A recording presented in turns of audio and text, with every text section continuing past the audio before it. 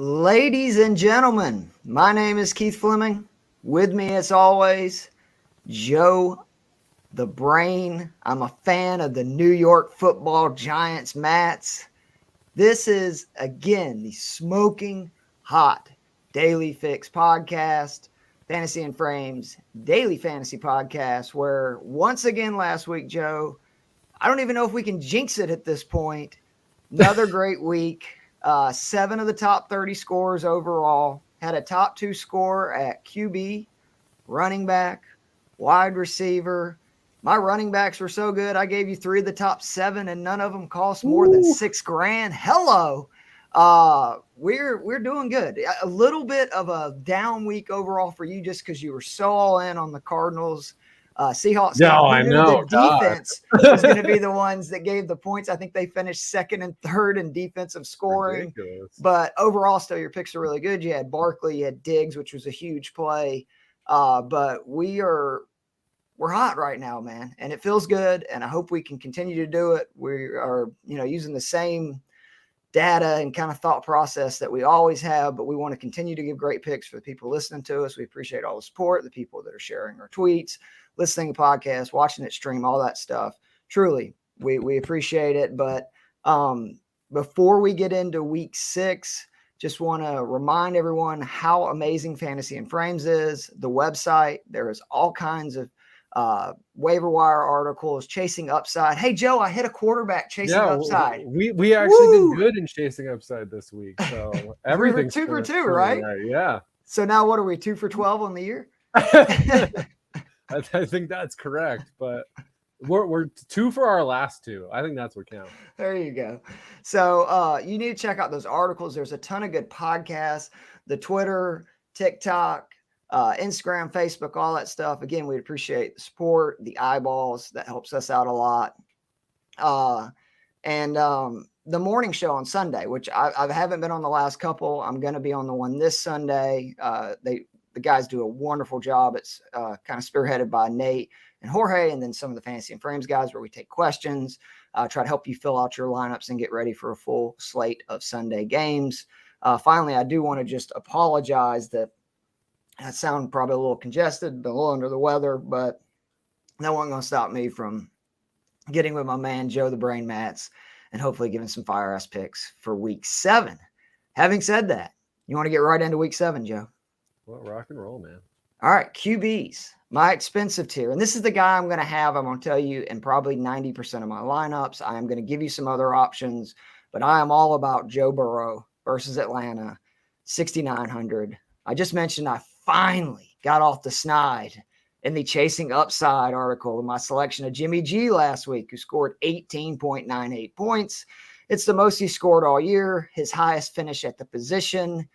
And my ace in the hole, my secret weapon, Joe, was I had not picked a quarterback facing my Atlanta Falcons, which it had been the opposite of fool's gold if you were playing the Atlanta Falcons in their secondary so far this season. Here is what I mean by this. First of all, the Falcons are 24th in points allowed to QBs on DK, despite playing Jameis Winston in week 1. He had his highest scoring point total of the year and finished the highest he had at the position versus the Falcons any week this season. Same can be said for Matt Stafford, who we know is having a tough year.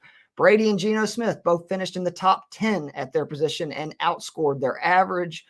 Only Jacoby Brissett has not finished in the top 11 QBs on DK the week that they played my pitiful Atlanta Falcons secondary, and he finished 17th, which, again, that's not terrible. Right. And like I said, Jimmy G, who, again, has been struggling, he scored his most points of the year, his highest finish. So that's good. On top of that, the Falcons, we were super banged up in the secondary.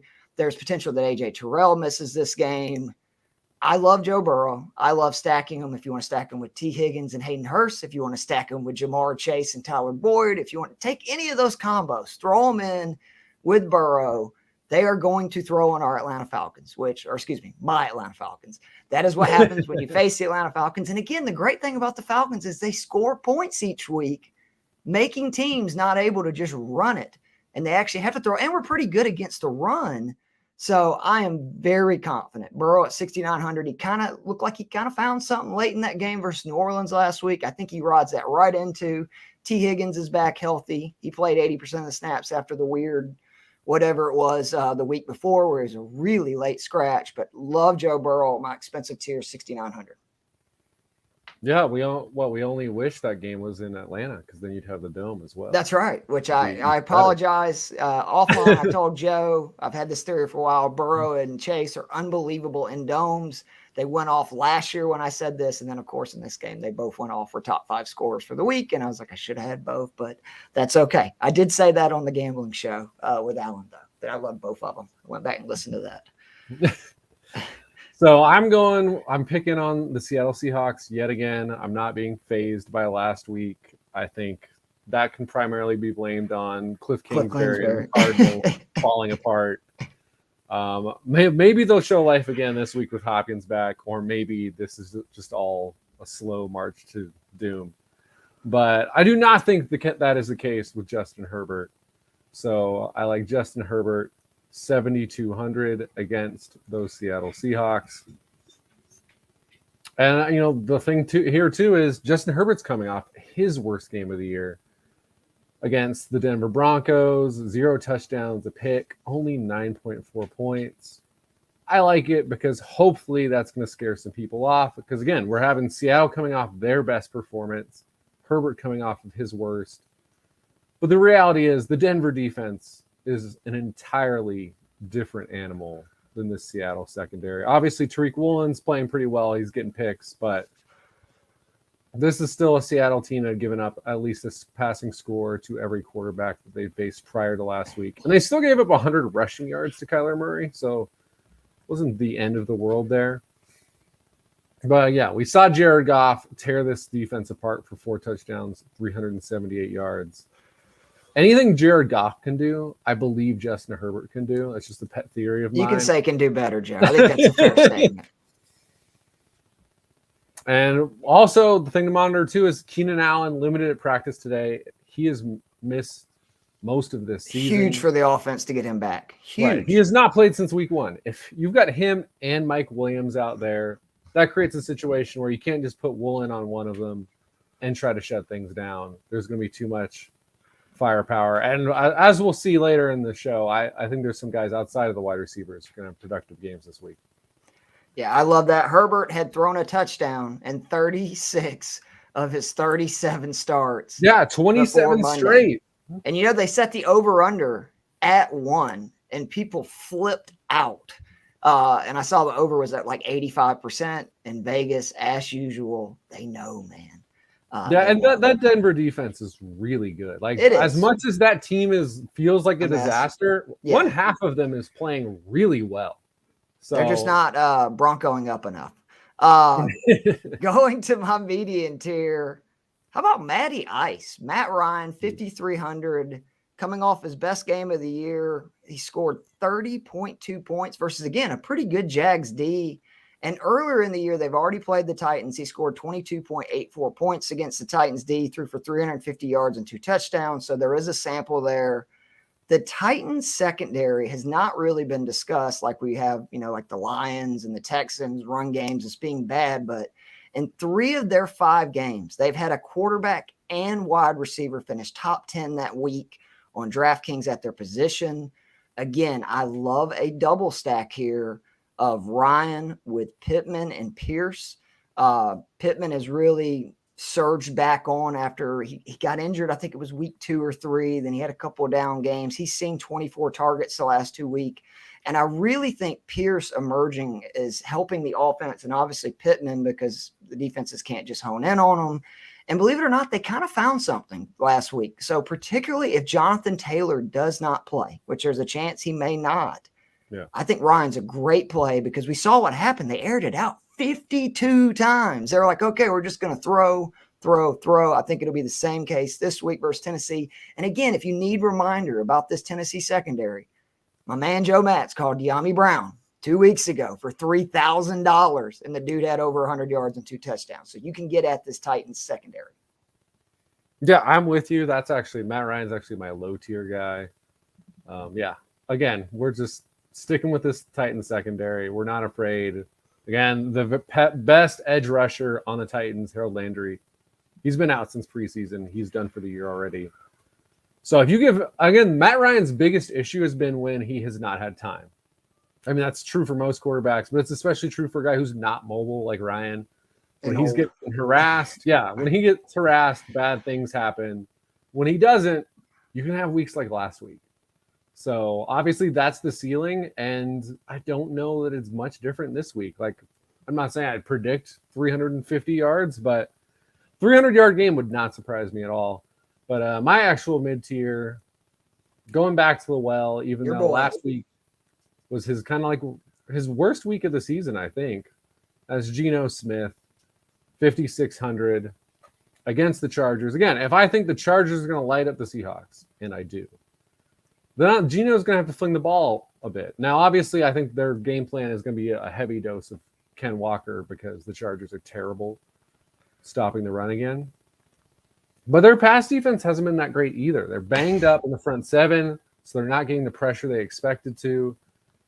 And then their prize corner, J.C. Jackson, has been awful this season. He actually got benched earlier. He is the 107th graded cornerback on PFF. Things are going terrible for him.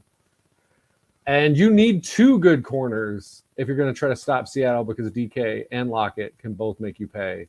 So again, Geno, he's played like a top 10 QB for most of this season, and you're getting him down there at 5,600 in a game where he's going to have to throw the ball. So I like it yet again. All right, my bargain tier is really a flyer. It's just so rare, though, to get a guy at $5,000, and that's Taylor Heineke versus Green Bay.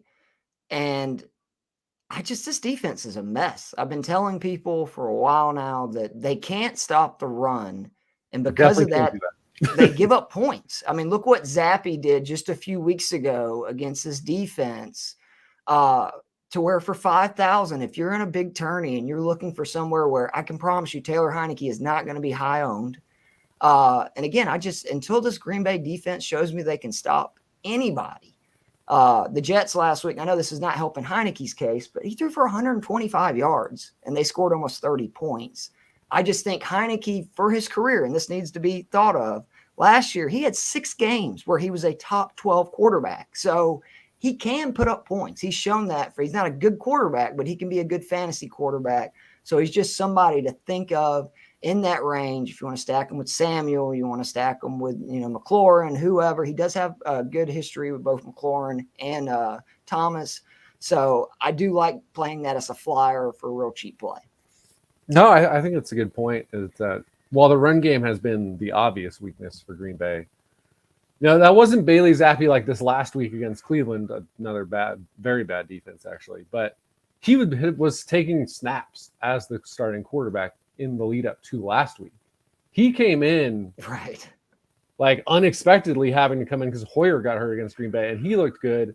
And the Giants had a 90-yard drive where Saquon Barkley played the very first play of that drive, got hurt, missed the rest of the drive, and the Giants had a 90-yard touchdown drive. So yeah, I'd say the Green Bay defense has a lot of issues right now, like the entire Green Bay team, I suppose. It's a mess. All right, running back. My favorite play this week by a mile will be in every lineup I have. Josh Jacobs, 6,500 versus Houston. My running back plays, people, are hot. 5 out of my last 6 have finished top 7 the last 2 weeks at their position. And again, I'm not giving any guy more than like $6,400, $6,500 because I don't believe in spending on running backs right now. I think you can find value in this range and lower. This week, again, Jacobs, without a doubt, my favorite. The Texans, they're dead last in scoring allowed to running backs in standard and DK format. So whether you're just talking about running on the ground, getting traditional 1 point every 10 yards, 6 points for a touchdown, or if you're talking, point per reception, they're dead last. They've allowed 3 running backs in 5 games to score 32 points or more on DraftKings. 32 points or more to 3 backs in 5 weeks. Jacobs is coming off back-to-back 25-plus touch games where he rushed for almost 400 yards, scored at least 33 points his last 2 weeks. Remember, they were on a bye last week. And I don't think it's a coincidence the Raiders played their best 2 games of the season offensively, letting Jacobs be the focal point of the offense. And I think that's going to continue. They're going to say, okay, Jacobs, we're going to do this on the season. And Jacobs is proving that he looks a lot more like the guy I remember a couple years ago than the guy last year, had some injury problems and stuff. He is now top 10 in opportunity share, carries, red zone carries. He's top 5 in points per game at his position, first in juke rate, which again, he just looks like a different guy the way he's moving in and out of the holes, second in yards created, 8th in running back dominator rating against the worst D in the league, run D. There's a second one that's really close that we'll get into in a minute too, but I'll be shocked if Jacobs is not a top 5 running back this week. He should be plug and played in every lineup. Don't care how much he's owned. Dude's going to score 25 or more points. Yeah, I'm with you. Considering you are on a crazy hot streak with running backs, I'm glad that we agree. This is the top tier guy. I've been going more expensive than you have the last few weeks because of your strategy, but yeah, I think for the value, he's the clear top guy. Like you said, top in juke rate, first in rushing grade on PFF, and yeah, the Houston defense is not good. I mean, 32nd on Football Outsiders in second level rank. So I believe that's between 10 and 20 yards, and 22nd in open field. So yeah, once you get past that first level, this defense does not tackle well. It's why they give up 5 yards a carry. And the expectation should be that the Raiders should be leading this game. So he should see plenty of carries. And yeah, unlike most of us expected, because we would have drafted him a lot higher in our season-long leagues, he's been dominating that backfield. So, yeah, all in on Josh Jacobs this week. All right, you can put it on the board. All right, we need to get a bell or something. My mid-tier, Tony Pollard, 5,700 versus Detroit. The Lions are the second worst run D in the league, Joe Matz. And this has been going on for 3 years now, right? Like, hadn't this been going on as long as we've been doing this pod, where their run defense is consistently like in that bottom 3-4? I think every year we've done it, they have been a team we've constantly picked on for good reason. You might ask me, how bad are they, Keith? In their last 3 games, starting running backs, 59 carries, 418 yards on those 59 carries. You can't go wrong with Pollard. You can't go wrong with Zeke. But to me, Pollard's cheaper. So that's the difference. He's actually averaging just slightly more points than Zeke is. And I think Pollard is way more likely to bust a big run, which obviously is what we're looking for. And it is something that the Lions have done, again, every week, the last 3 weeks. Stevenson broke a 40-yard run. Penny the week before broke a 50-yard run. They are just big plays in the run game waiting to happen. I expect the Cowboys offense to want to try to get right this week with Dak coming back. So I think there's a chance they run it up too. And obviously they're not going to put a lot of miles on Zeke. So I think if they get up early, it could mean more of a Pollard game. But you cannot go wrong with a Dallas Cowboy running back, or really, in my opinion, any of their players, because the Lions are very frisky on offense. They're quite terrible on defense. Yeah, I'm glad you picked one of the Cowboys backs, because neither of them quite made my list, but they need to be mentioned because, like you said, this has been our constant. This is the Detroit Lions against running backs. My are we on mid-tier? Yeah. Mid-tier is Kenneth Walker III, 5,800 against the Los Angeles Chargers. I mean, listen, Ken Walker, now that Rashad Penny is what a running back class, by the way. Pierce, oh my gosh, Walker, Hall, like legit studs. And also a reminder that, hey, you don't have to use a first rounder in general to get a good running back. But yeah. Help me out a lot. Yeah, I know. My biggest regret. I took Josh Allen second overall in our staff league. My biggest regret in all of my drafts is not getting more of the rookies, actually, because they've been great. But I mean, the downside to Ken Walker is he probably will be high owned. He's coming off a 97-yard game with a touchdown, 88 yards and a touchdown the week before. And it's not a secret that the Chargers defense is bad against running backs. They are 30th on DraftKings. But the thing that I think makes this matchup special in particular is when you look at breakaway run rate. So that's percentage of carries 15 that go for 15 yards or more. Kenneth Walker's third in the league right now, 11.4%. So better than 1 out of every 10 of his runs. He's breaking into the secondary. And then we get the Chargers, where again, Football Outsiders has their stat, adjusted line yards. So what that stat is, it tries to tell you how many yards per carry a team should get based on the way that the defensive line plays. The Chargers are at 4.5, but their actual yards per carry allowed is 5.8 because they're awful at tackling once you get past the line, and they're, again, 32nd in open field rank. So that's once you're into the secondary, you're into that 10, 15-yard range, they're the worst. And Kenneth Walker is one of the top 3 guys at getting to that spot. So even though I expect the Chargers to win, potentially by double digits, Seattle's going to try to hit the runs hard early to stay in this game, and it's only going to take 1, and he could have a 60-yard touchdown. And at that point, we're set. We've got our points, and now we're just hoping for that 20-point explosion. And I think there's a good shot we get it. Again, one of the reasons our picks have been fire at running back, or at least I have, is I've been picking on the same defenses: the Browns, the Lions, the Texans, and the Chargers. Those are the 4 defenses right now that they cannot stop the run. So you can't really go wrong with those guys. My bargain tier, Brian Robinson Jr., what a story.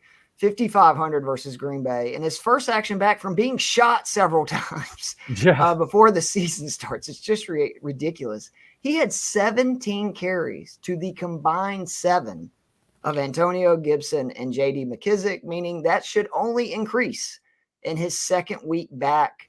Again, remember, he earned this job. They had already decided he was going to be the guy, and then obviously this stuff happened. But he is facing, again, a Packers D that they kind of belong in this category if you look at it. Because the last 2 weeks, Saquon Barkley and Breece Hall both went over 100 yards of total rushing and receiving with a touchdown against this D, while their quarterbacks, Daniel Jones and Zach Wilson, combined for 337 yards passing. So they are, like, say you're worried that my Taylor Heineke bargain tier play is trash, which – fair point. Even if he is trash, running backs can run on this team even when they're not passing the ball. What did Joe tell you? They went on a 90-yard drive with Saquon Barkley on the sideline. If you will just keep plugging along, you can get yardage on this. I think Robinson is a very physical back who could have a huge game at 5,500. And I'm going to say this on the gambling show tonight. I wouldn't even be shocked if they beat the Packers. I think they're that bad right now. But give me Brian Robinson Jr. 5,500 is my bargain tier. Yeah, I love that one. He was actually my initial pick for bargain tier. But when we agree on the bargain tier, I usually try and give people someone else if I like someone else. And thankfully I do. So I've got Travis Etienne at 5,400 against my New York Giants. And, you know, the Giants, if you watched their game last week, I mean, Kenyon Drake just ran for 119 yards on 10 carries, which not great for my G-men. Now, part of that is obviously the threat of Lamar Jackson, but the Giants in general this season have been an awful run defense. 5.5 yards per carry allowed. They are dead last in stopping runs behind the line of scrimmage, so that's a bad sign. And what I like about ETN, besides being cheaper than James Robinson this week, is the receiving ability. Now, the Giants have actually done pretty well lately against running backs in the receiving game. But my guess is it's a little bit fluky. Our linebackers are legitimately terrible. Probably the worst inside linebacking core in the NFL. I mean, watch Tay Crowder for 5 plays and come away thinking he's any good. But week 1, Dontrell Hilliard roasted our linebackers. 3 receptions, 61 yards, 2 touchdowns. And obviously, Etienne is the sort of guy where you get him the ball with a little bit of space one-on-one against even good linebackers, and they're in trouble. And he's also a guy he's trending up. James Robinson was really started out looking like, hey, it's the same James Robinson. I don't think he's suddenly playing bad, But it feels like Etienne is kind of the guy who's slowly showing himself. He's averaged like 10 yards a carry more 3 of his last 4 games. I mean, give him the Yeah, ball the a last bit 2 more. games combined, 20 carries, 157 yards for Etienne. Again, one of those games was against Houston, who we just mentioned is awful. But the Colts have actually been really good against the run most of the year. And he had 8.6 yards per carry against them. And multiple receptions 4 of the last 5 games. So I think Etienne has a really good chance to make plays. And again, the Giants also, no one's blitzing more than Wink Martindale. So if you can just get Etienne out in a screen or just a quick flare out where he's going to be one-on-one, it's going to be trouble. I love that play. He's going to have in the next, like, either this week, the next week, the week after, he's going to have a huge boom game where he has like 25, 30 points because he's just not getting a ton of opportunities right now. But the production he's putting up, I think he's had double figures now in like 4 or 5. It's coming, like, because he really hadn't scored any touchdowns either. So I like that because there's a lot of upside, and he may not be as owned as some of the other backs we gave. Moving on to the receivers. You can't go wrong this week at the top. I'm going to tell you, I would take Jamar Chase. I'm not going to tell anybody to, shy away from Deebo Samuel. Like, there's a bunch of good plays, but I like Michael Pittman, 7,400 at Tennessee. Again, everything I said about Ryan at the top, it applies here. 24 targets for Pittman the last 2 weeks, 18 receptions. And I expect him to bounce back from – it was his worst game of the year against Tennessee, which is the reason I think he's going to be low owned, which is the main reason I like Pittman this week, is people are going to look, well, the Titans shut him down that week.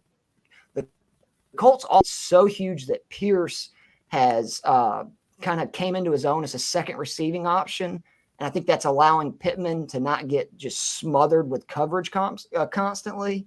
And again, if Taylor misses this week, I think that Ryan and Pittman will be in a good bit of my lineups. I know I said I go with Burrow a ton, but if Taylor's out again, the last 2 games, Ryan has 99 pass attempts without Taylor playing. The more he throws, obviously, it's better for Pittman, who's averaging a 24% target share and even more impressively, an 18% target share in the red zone.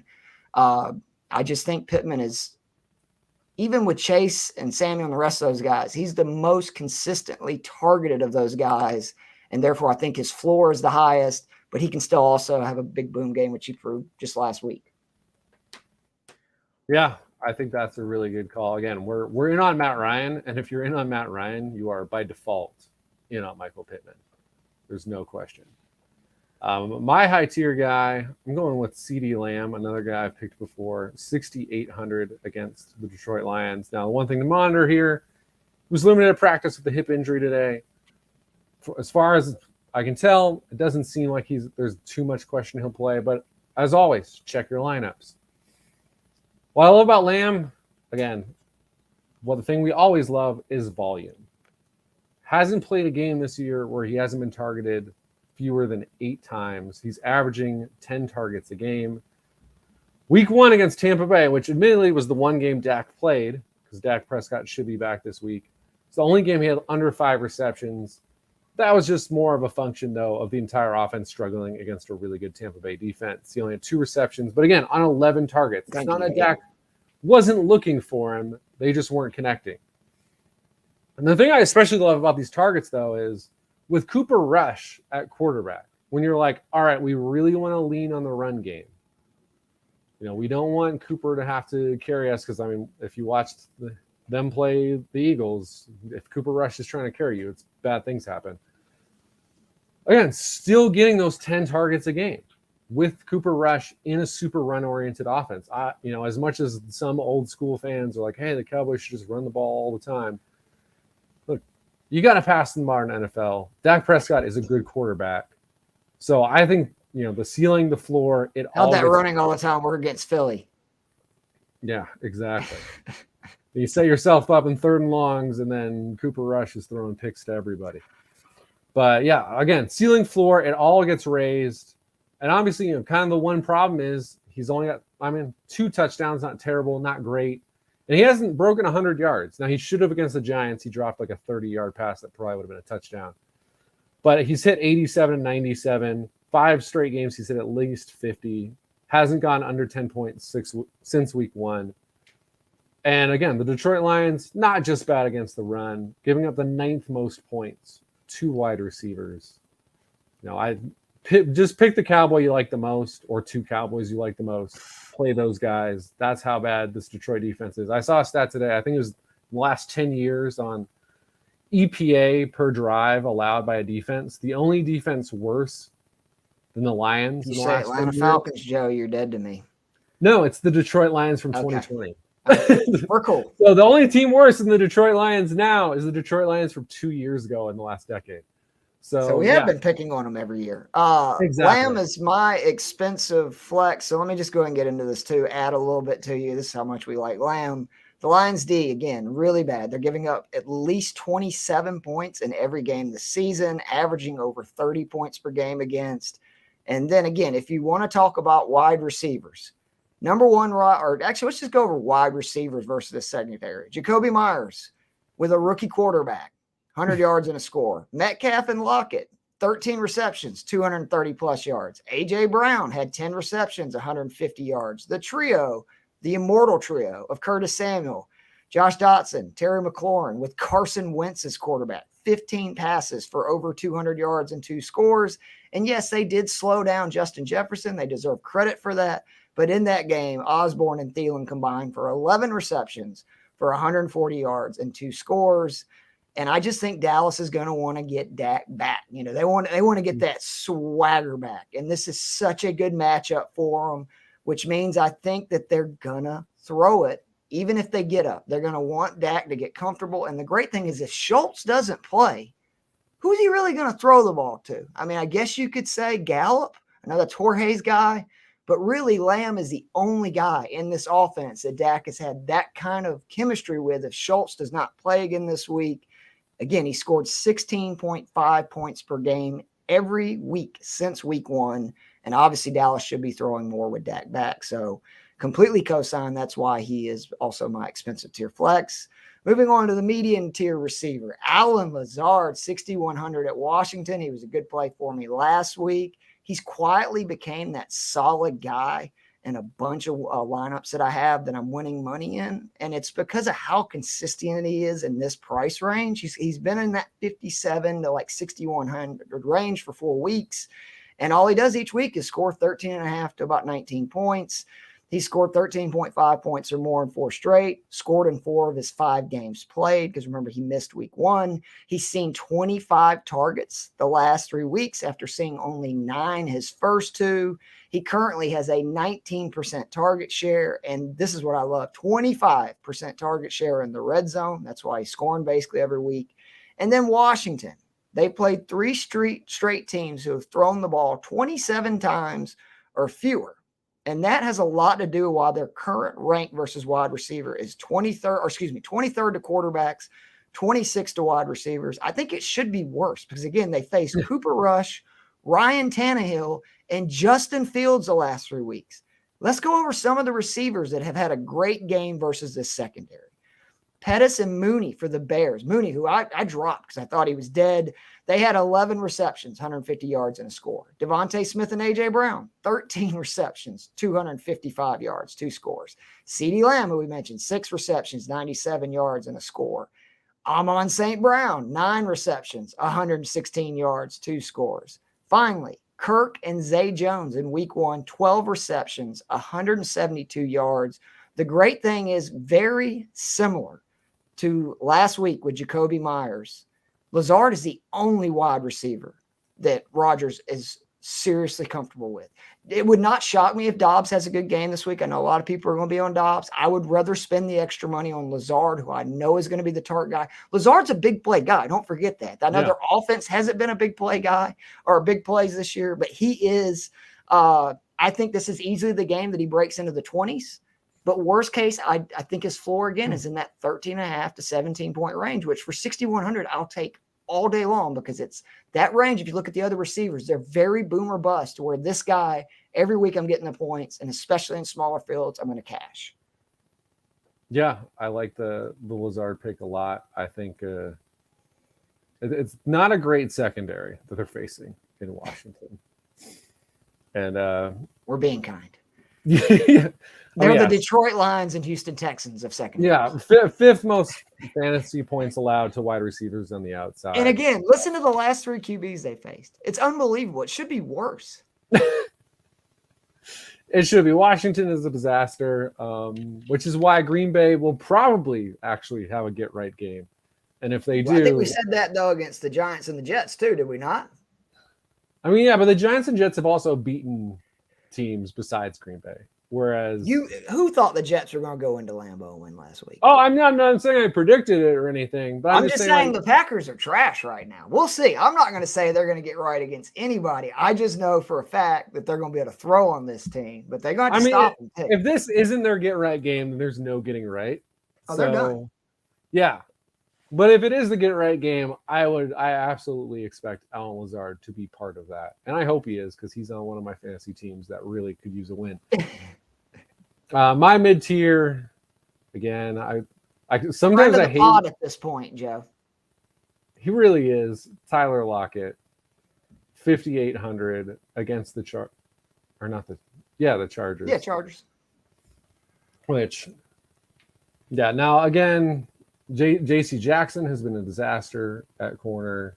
So that's one corner that you're just, I mean, he was one of the best covered corners in the league last year. I'm not sure what's going on there. So, yeah, he was supposed to be the shutdown corner because he is not. They don't have one. Also, as always, the nice thing is you've got DK Metcalf to worry about. And so that's why we also continue to get Lockett down here at 5,800, because they're always pricing Metcalf like $1,000 more, even though Lockett continues to be hyper productive. Now, last week, of course, was a bad week when I went all in on him, Seattle and Arizona as well.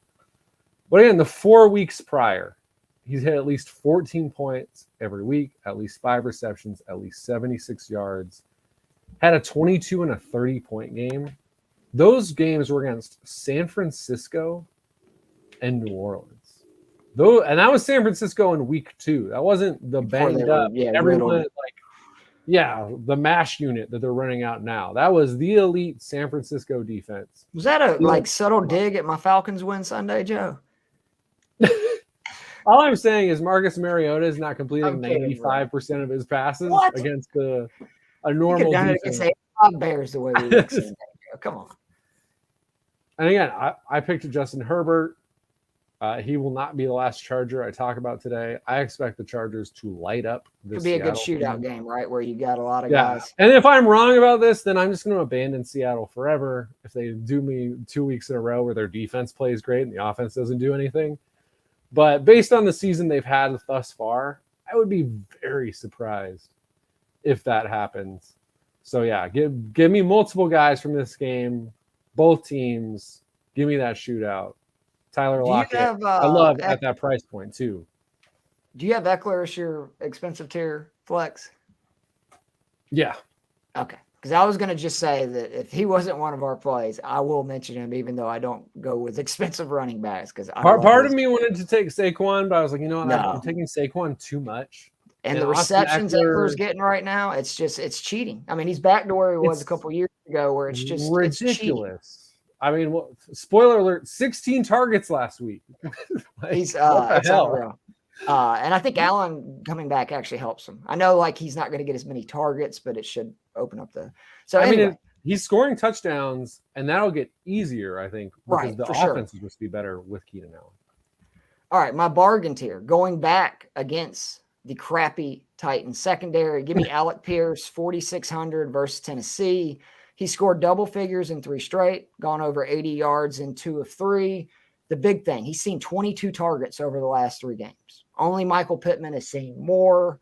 Ryan has a long history of doing well with talented rookie receivers. And from what I've seen, Pierce is a talented young receiver. He's got good hands. He obviously can, got a great body control. Just a reminder, Calvin Ridley and Julio Jones in their rookie seasons with Matt Ryan put up almost 2,000 yards combined and 18 touchdowns. So again, Ryan is not one of these guys that it takes a year for him to get acquainted with wide receivers. Once he's comfortable throwing to you, he's going to throw to you in a lot. And Indy needs that second option because Again, particularly if Taylor doesn't play again, it's been a lot of these two guys of Pierce and Pittman. Pierce has given Ryan a plenty of reasons to throw to him more. He's currently 19th in contested catch percentage, 25th in fantasy points per target, 18th in yards per reception. This is one of the ones I really like. 15th in target quality rating and 14th in catchable target rate, which means, again, he's a big target who is getting open, and Ryan needs that. And he's always also done well with big receivers, whether that be tight ends or wide receiver. I mean, just historically, you look at Ridley's literally the outlier. All reasons, again, to like Pierce, who, once more, because I just like plugging this as many times as I can, Joe, is facing a secondary that Joe Matt said, give me De'Ami Brown, who hasn't played or done anything in 2 years, for $3,000 2 weeks ago, and he went over 100 yards with 2 scores. I love Pierce this week, and I think the Colts are about to get moving. I really do. I think the Colts are about to be one of those teams that are going to make a real surge in the second half. They got a good defense. They seem to really be behind Ryan, and I think they're showing more faith in him. I think the Indy offense rolls this week. Love the double stack. Not afraid at all to go Pierce, Pittman, Ryan. Yeah, I was not an Alec Pierce guy in the draft during the whole discourse. I was like, this guy's he's a big white receiver who's a senior who didn't really bust out till his senior year. That was some red flags for me, but he's looking good right now. And I think you're dead on with that double stack. The Titans, particularly again, if Taylor doesn't play, like, I think it's good either way, but if Taylor doesn't play, they're going to throw it 40, 50 times. And those guys are going to get like 35, 40% of the time. And the Titans have given up more points to wide receivers lined up on the outside than any other defense on a per game basis. Pittman and Pierce are the outside receivers. Pierce is pretty much exclusively an outside receiver. So both of those guys are set up well. And again, my whole reasoning for De'Ami Brown was he'll have opportunity, and Pierce is playing like double the snaps De'Ami Brown plays. So he has more opportunity. And then they're awful on deep passes. Like that was my whole thing. I was like, hey, this is why Football Outsiders DVOA, no one is worse on deep passes. Sterling Shepard week 1 had like a 60-yard reception. Yeah, and obviously De'Ami Brown made it worse by catching 2 deep balls. But here's kind of like just a way to look at it. DVOA tries to even it out. It takes all the stats from every team and goes, all right, 0% is average once you take in everyone from that season. So it's not comparing it to like 20 years ago when they played different. It's this season. Tennessee is on deep passes, and a positive is bad for defenses. 145.8%. Again, 0 is supposed to be average. The second worst is Green Bay. They're at 88.7%. So they are 57.1% worse than the next worst team. Like that's the difference between Green Bay, who's 31st, and Denver, who's 17th. Like, it's that big of a gap. They are awful on deep passes. And Alec Pierce is a 6'3" guy who ran a 4.44. So take a shot, guys. Or Matt Ryan, take multiple shots to Alec Pierce because they will pay off. All right, going into the flex. Let's do flex this week first. Why don't you go ahead? Because I've already given Lamb, and I'm so glad you're going with Eckler. I mean, Austin Eckler is playing out of his mind right now. I believe I picked him, what was it? It was week 4, I think, against Houston, which, again, that's what you should do. Yeah. And my whole thing was, hey, this guy is seeing crazy targets. He's going to get touches. Or maybe it was Cleveland. I don't even remember which week I picked him because he just keeps going off. All I remember is he went off the week I picked him, but he's gone off. It was Houston first, then Cleveland, and then this last week. Yeah, and the whole thing was like, hey, he's going to see the ball no matter what the game script. And eventually the touchdowns will come. I believe he scored 20 touchdowns last season. First 3 weeks, hadn't scored a touchdown. We're just like, all right, they're going to come. He scored 6 touchdowns the last 3 weeks. Last week was his bad game again against Denver, who's an elite defense. He ran for 36 yards. That was it. But 10 receptions on 16 targets. Thank God it's DraftKings we do and not FanDuel, right, Joe? Yeah, he only had 47 yards and the 10 receptions. So he ended up with 83 total yards in that game, 1 touchdown. but scored 24 points. He's the only guy I know that has been doing this for years. Like, that's why we went over this. It was 2 years ago, right before they started pricing him high, that he was a cheat code because they had him at like $7,000. It's like the dude's gonna have 7 receptions no matter what. Yeah, he might be like the patron saint of running backs for us. Like he's that good. And Seattle, against running backs, 31st in DVOA, in just receiving wise, 49 yards a game they're allowing. He's going to see the ball. It happens every week. And again, because he's the do-it-all guy for them, he's going to catch at least 5-6 passes. They don't care that he's small. They'll use him in short yardage goal line situations. That's how he got the touchdown last week. And Seattle's a bad defense. Again, I'm not buying into last week being like the turning point. I think that's just Arizona being awful. So if you're telling me, and I believe it, the Chargers are going to score 30 points in this game, we're going to see at least one Eckler touchdown. And that's if he scores a touchdown, it's like a guaranteed 20 points because probably of all 7 receptions, PPR points. Yeah. His floor is probably the highest floor of at least any running back in the NFL right now. I think him and Kelsey are the two like highest floor guys with Josh Allen overall. Like Josh Allen's floor is higher than most people. Which is why I'm really disappointed. I could not pick him for a 7th straight week this week because he's on a bye, but that's okay. I'll still figure out a QB. My median tier flex is, again, CeeDee Lamb was my expensive tier. T. Higgins, 6,400 versus Atlanta. Again, if you heard me at the top of the show, I love Joe Burrow this week. By far my favorite play at QB. But the Falcons have been so bad against the pass, wide receivers, particularly number 2 receivers. And what is T. Higgins, Joe, on that Bengals offense? The number 2 guy, right? I know it's 1A, 1B, but you know what I'm saying. Listen to what these number 2 receivers have done. Brandon Ayuk, Tyler Lockett, Jarvis Landry, and Chris Godwin combined in their 4 games for 30 receptions for 330 yards and 2 touchdowns versus this Falcons. They've been so bad against number 2 receivers. Allen Robinson, you remember that guy, Joe? The one that a lot of people were wrong about this summer. R.I.P. He had 6 catches for 50 yards and a score versus this secondary. That's how bad they are against the number 2 dudes. I mean, that's literally all I really need to say. And again, Higgins was a late scratch against Baltimore. It kind of scared me because it seemed like it might be serious, but he played his 2nd highest snap percentage last week of the season in New Orleans. He ran 95% of routes on his snaps, and he saw 10 targets. So I think everything's good. Chase and Boyd obviously should be options too. And particularly if Terrell is ruled out, I'm just going full send on Bengals. And I'll probably have actually a Chase Higgins Burrow stack. But the Bengals passing options are great. And again, if you want to do like what I really like, which is Higgins, Hurst, and Burrow, you can get that for about 18,400. I love that stack. We're also really bad against tight ends. I'll get into that in just a little bit. But T. Higgins, 6,400, my median tier versus my Atlanta Falcons. I mean, obviously, I always approve of picking on Falcons. Well, I do approve of that, but I always approve a T. Higgins shout out. He's probably my guy as much as anyone. I love he is. T. Higgins.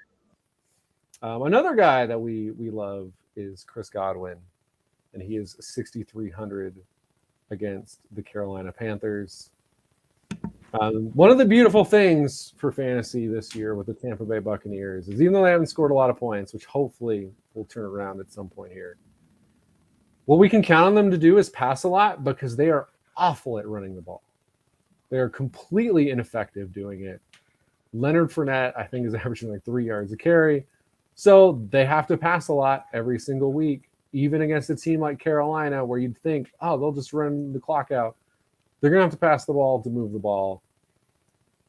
And Carolina is a great one if you are not the number 1 wide receiver on your team, especially on the outside, because J.C. Horn is playing phenomenal football.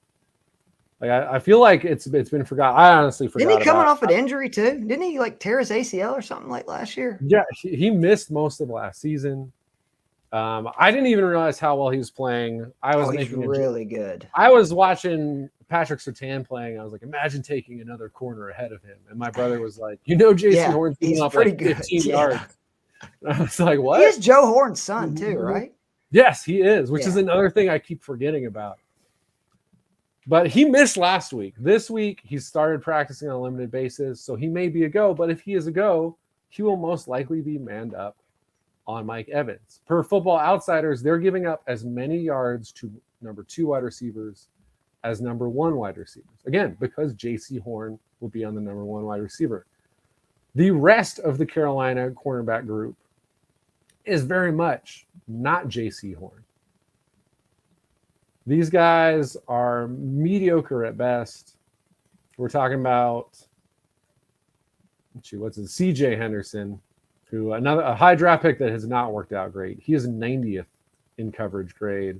Yikes. And then you've got Dante Jackson, who is 71st in coverage grade. So if he's lined up against either of those guys, he has the advantage. Their nickelback sometimes is Miles Hartfield. He's a more decent 35th, but he's a safety.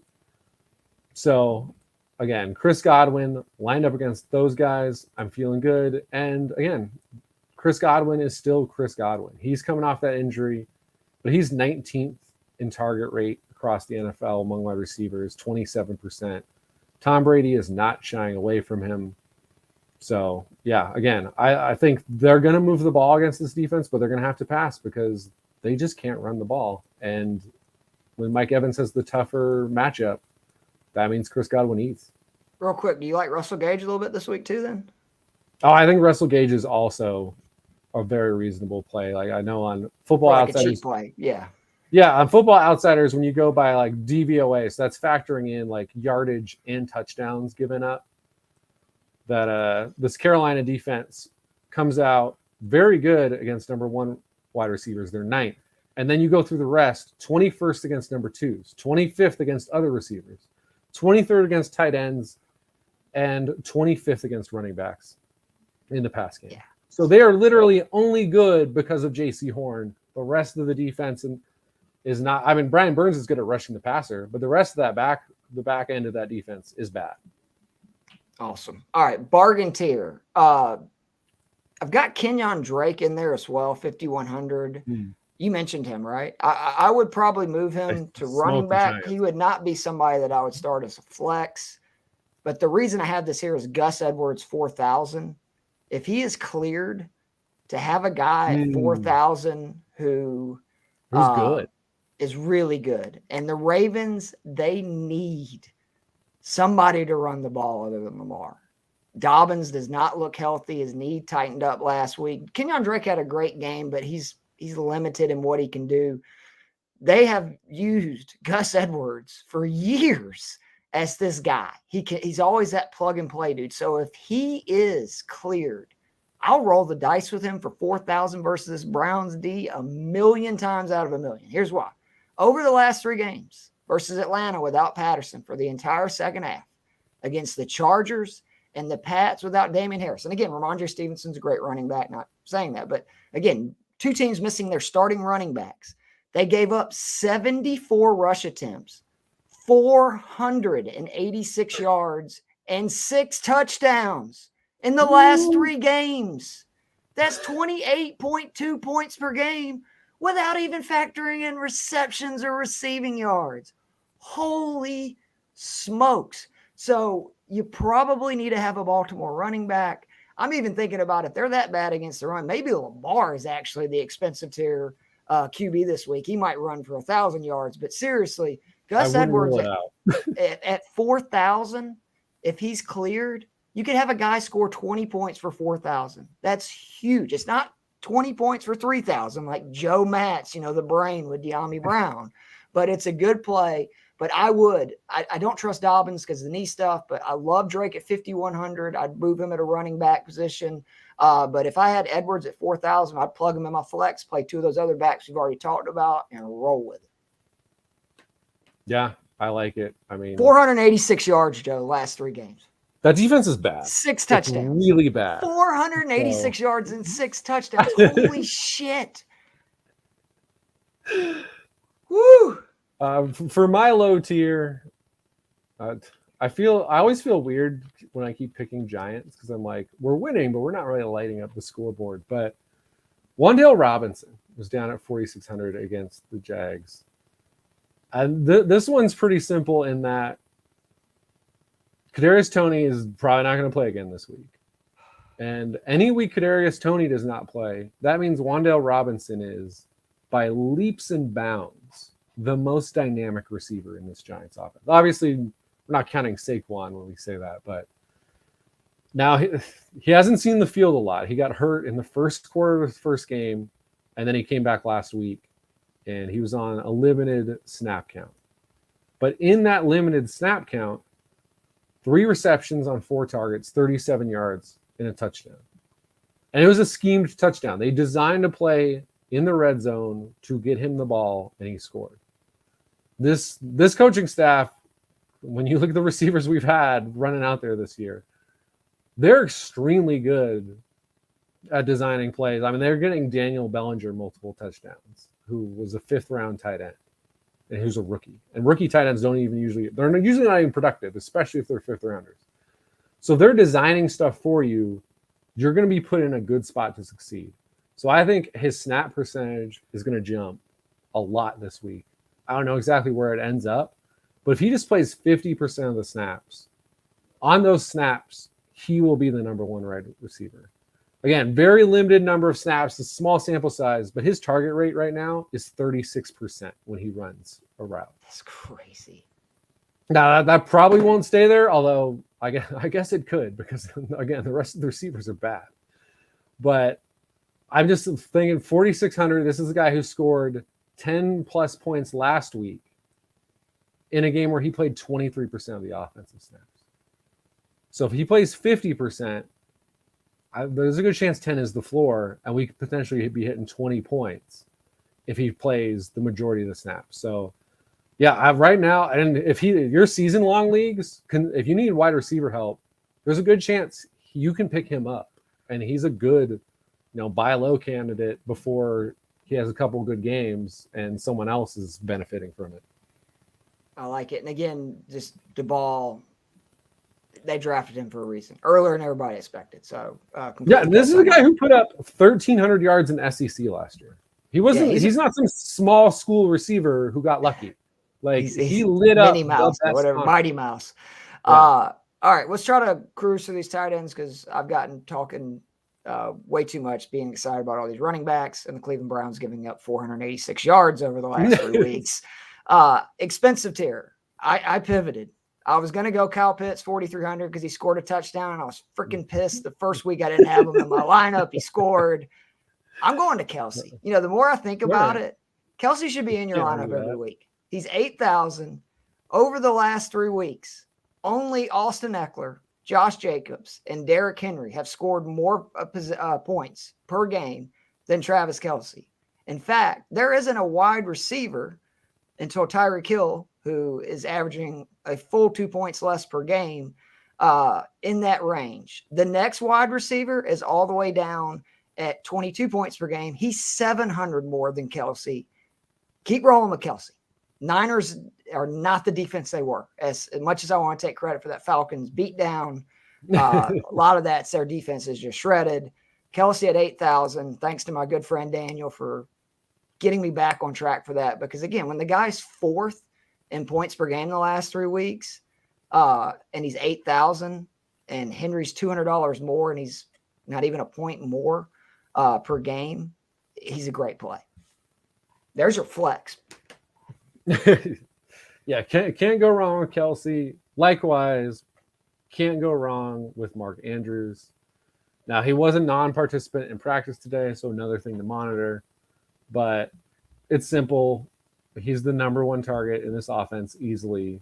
He's had 4 games where he's hit 10 targets. All 4 of those games, he scored at least 22 points, scored at least 1 touchdown, had at least 80 yards. The only game where he didn't break 10 points was against the Bills, who are an elite defense. As discussed earlier, Cleveland Browns, not an elite defense. We just saw Bailey Zappi throw for 300 yards against them. And one of the things he loved to do in that game was target his tight ends. 6 receptions, 122 yards, and a touchdown. So, yeah, I don't see any reason to fade Mark Andrews this week. Or, like you said, we didn't pick Lamar because I think we saw value in other spots. But if you want to do Lamar, feel free. 462 yards rushing and 6 touchdowns. Yeah, it's unbelievable. I couldn't believe it, Joe. When I added it up, I'm like, oh my God.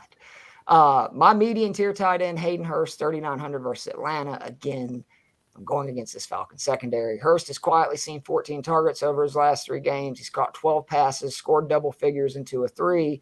The Falcons have allowed a tight end they are facing to finish top 12 at the position every single week this year, including 3 times the tight end has been top 5 at their position the last 2 weeks. Cade Otton, a rookie in his first substantial work, 6 passes on 7 targets, his highest scoring game to date. Last week, Kittle, who had been an afterthought in the 49ers offense, 8 receptions, 83 yards after only having 11 receptions for 99 yards in his first 3 games.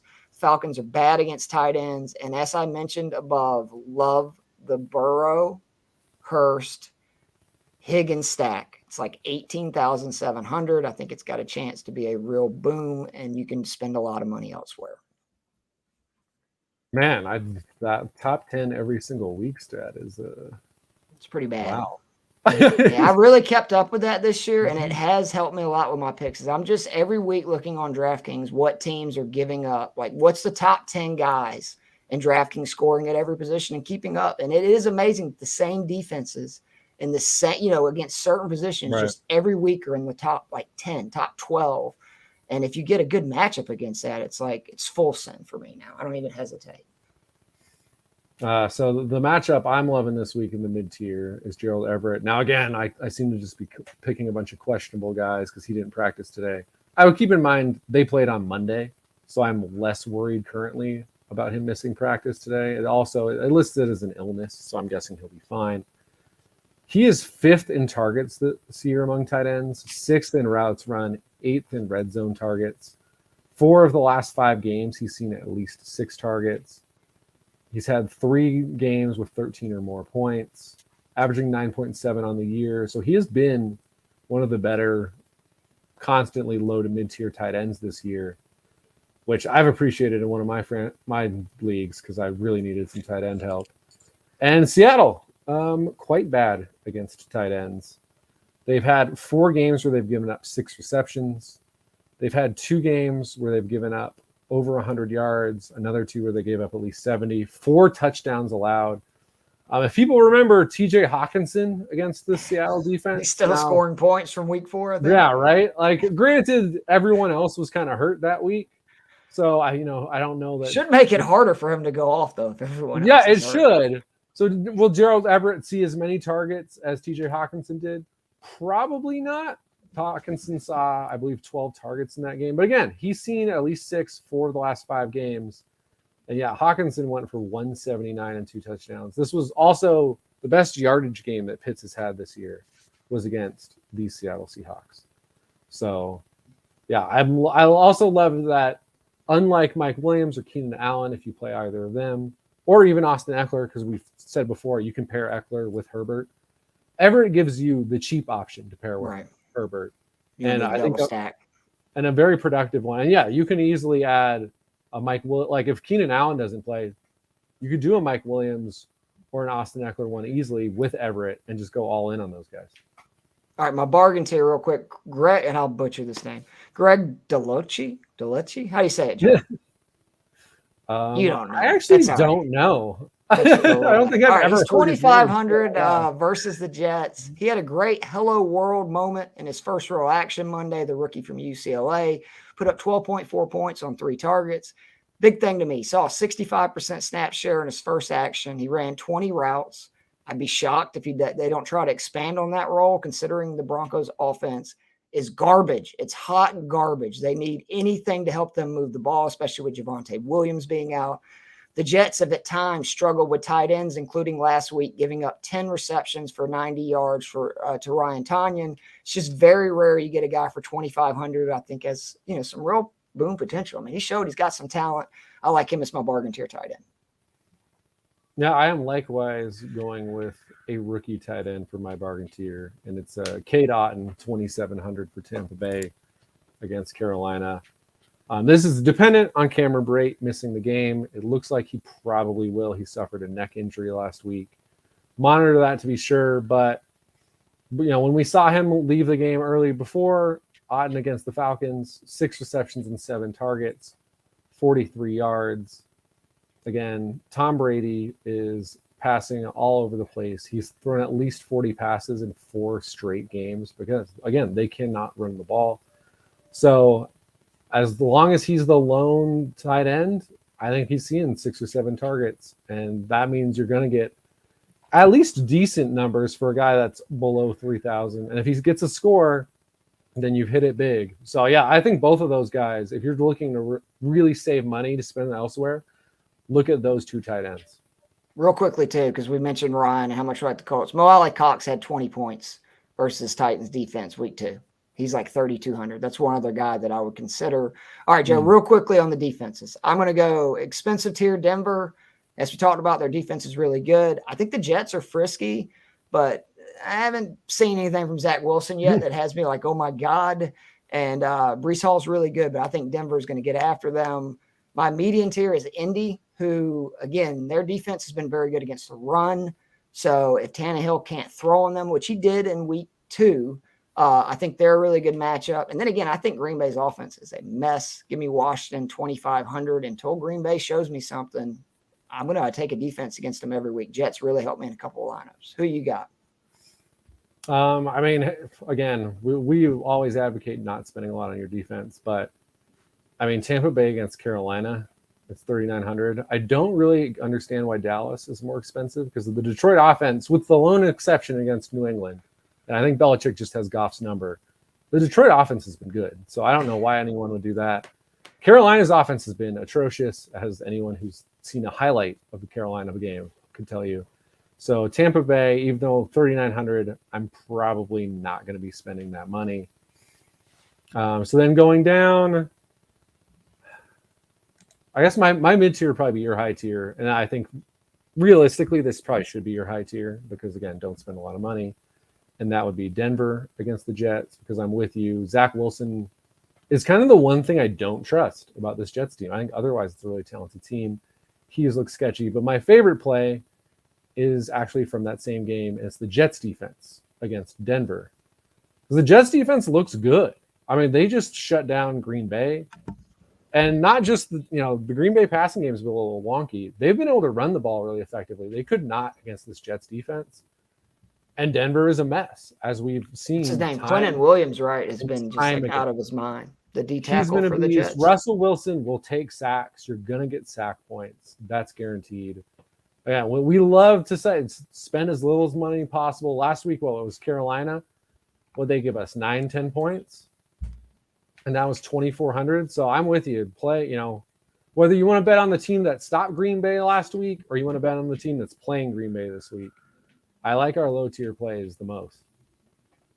Love it. All right, Joe. We went a little bit over. That's my fault. Again, I was excited talking about the Cleveland Browns giving up 486 yards and 6 touchdowns the last 3 weeks. So feel good about running backs versus the Browns, Lions, and Texans right now. But we're going to try again. Seriously, we've had at least 6 guys in the top 30 scoring the last 4 weeks. We've had at least 2 of the top 5 scorers overall. We've had at least 3 positions with a guy finishing first or second at their position. So I don't know if our picks are going to get any hotter than they've been right now, but hopefully they continue. And even our chasing upside picks are good now. So. We finally got it, dude. But again, I mean, read that for everyone else because they're very smart and they've hit more. Ours have been trash. But we're on the up here. But again, fantasyandframes.com, unbelievable website. Like if you want to get a snapshot of what you need to know for the fantasy football week, go to the website. You can find it out really quickly. You can go over to Fantasy and Frames Twitter page. It'll have all of our different podcasts, whether it be IDP, Dynasty, DFS. And then the morning show on Sundays is just, seriously, it's great stuff.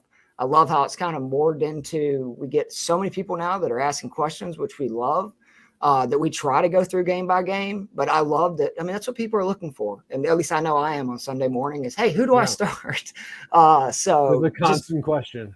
Doing great work. We're very pleased to be here. And we will see you guys soon. But this is week 7 of the Daily Fix podcast on the Fantasy and Friends Podcast Network.